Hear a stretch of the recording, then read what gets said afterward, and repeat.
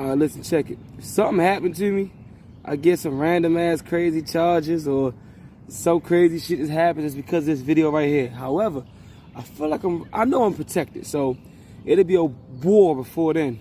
But understand this, right? I'm about to expose something to y'all.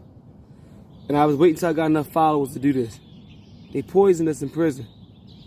If you got family members in prison, their attitudes is different, they change, and they always asking for money. I'm telling you what I know. They gave us fentanyl. Listen, I was in the mix. You know what I'm saying? A lot of the big homies fuck with me because they felt like I was smart, I was intelligent, and I was trustworthy. I was grabbing packs. I was grabbing the sacks from the officers. Consider this. There was no visitation and there was no mail coming in during COVID. But yet the prison system was at an all-time high of drugs and overdose. How? Where we get it from?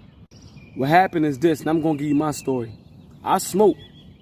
However, when we was getting the sheets from the officers because we couldn't get it ourselves, at first we was smoking regular weed, K2, whatever, you know what I'm saying?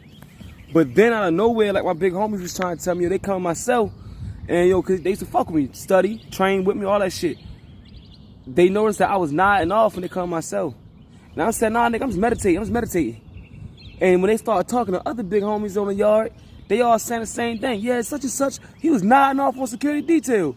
Such and such was nodding off when we had to do the shower duty. Everybody's nodding off.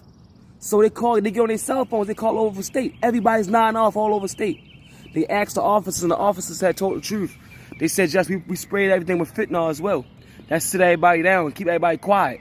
What they did was, definitely in North Carolina, closed custody inmates can only come out 3 hours a day. And that's how they paralyzed us by giving us fentanyl. We didn't know we was smoking fentanyl. Now, of course, after we found out we smoking fentanyl, we want to get off of that shit, of course. But, it's highly addictive. I done went through withdrawals, all types of shit, bro.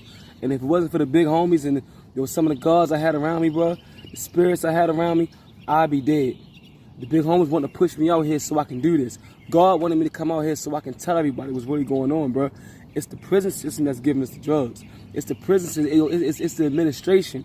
It's the government that's the reason for the gang wars and everything. They're the ones that's giving it to us. And they gave us fentanyl. Every big homie that had bucked the system and said, we not selling that shit no more, and start pushing buttons on any other big homie that was selling it, they put him in the hole. J. Poon been in the hole since 2021 when he pushed the button and said no more selling them sheets of paper. They just took Agnes to the hole before I left prison. I've been home 7 months. Agnes still in the hole with no charge. But they just try to find things to put on them brothers. Because, anybody that bucked the system with that fentanyl shit, they taking them down.